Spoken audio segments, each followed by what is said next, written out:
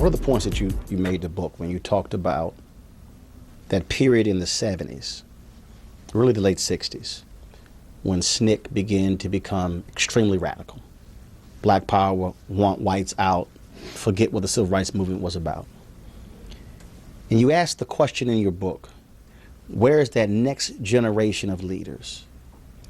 The folks who followed in the footsteps of Dr. King, Abernathy, Andrew Young, Hosea Williams, Ella Baker, Fannie Lou Hamer. And you made the point that they are more concerned about getting their own financial fruits as opposed to having that consciousness of the previous generation. The present generation and a generation or two even before them, we were hugely preoccupied with reaping the harvest of the struggle that those of us were engaged in trying to change the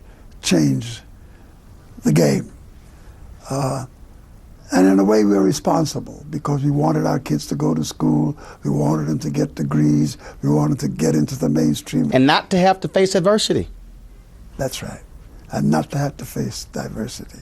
And a lot of them took the call because a lot of them did not want to face diversity. They went off and did things that were very self-serving about getting rich, having a position that gave them material power, material acquisition, and that became the game.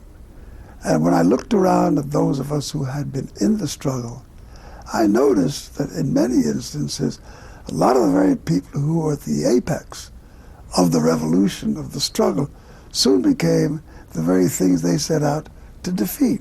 I know a lot of leaders in the civil rights movement who became very powerful businessmen, who became very rich.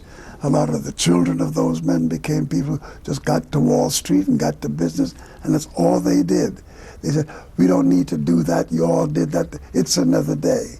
Well, the truth of the matter is that you do need to do that, and it's not another day, because as long as there's poverty, there's going to be struggle, and as long as struggle exists, somebody has to be there to help with that struggle overcome the tenets of poverty.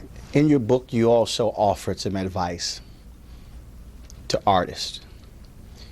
And you talked about their responsibility and how they have the voice, the platform, to address these social, cultural issues. Assess this generation of artists, black or white, and are they as involved as you would want them to be on some of the critical issues facing this country and this world? From my perspective, by no stretch of the imagination can I say that the cultural community, the arts community, is anywhere near a commitment to doing things about changing the pain that exists at a lot of different levels socially. My mentor, Paul Robeson, once said to me that it was a great adventure that I and others were embarking on. So when I was quite young, Ossie Davis and Ruby Dee and Sidney Poitier were all listening to our mentor speak when he came to see a play that we were doing. And he said, you know, artists are the gatekeepers of the truth, are the gatekeepers of truth. And it is through you that people are going to be instructed about not only where they came from, but where we should be going. And I think if you look at great art, if you look at art that is in the service of social need, you'll find that the greatness of literature, the greatness of the fine arts, painting, all those things came from men and women of consciousness who tried to better the plight of human beings. In that context, I've often looked upon the power that we have in what comes out of celebrity. When I first went to Japan to sing, and I found myself before 50,000 Japanese trying to sing the Banana Boat song, I really understood power. I said, my God, here I am in a strange place with a bunch of people that I didn't know anything about except adversarially because of the war. And I said, here they were singing my song.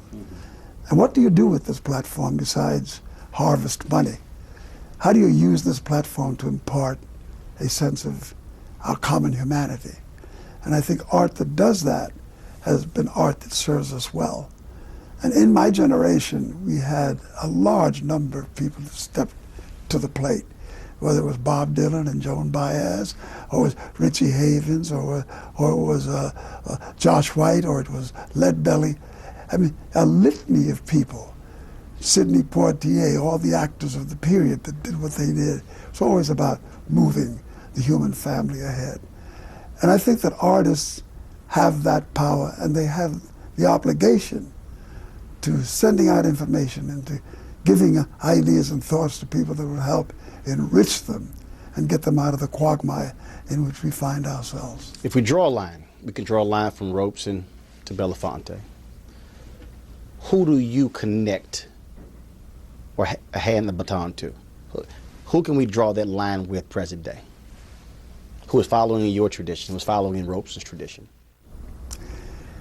I think there are a number of artists, not just in America, but in other places in the world. I've seen a lot of artists out of Africa that I admire greatly because they get that message. They are creatures of social thought.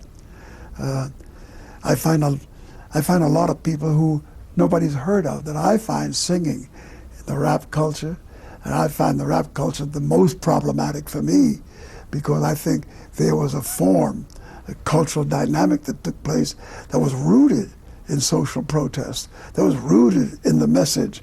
And the minute somebody came along with the jingle and they saw that they could wrap gold around their necks and that the culture could go someplace else, we lost our path. So you saw that period where rap music was sort of like folk music, the music that you really got yourself wrapped into.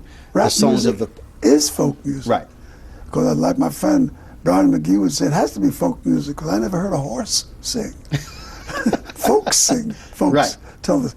And what I found with the young guys up in the Bronx, Melly Mel, Africa Bombada, et al., were guys that came in protest, and instead of taking a 44 and blowing your brains out and shooting one another, they decided to get together and challenge each other through a cultural dynamic. That was a very healthy step for young people to take. But the merchants saw an opportunity to exploit this for gain, for profit, and corrupted the process.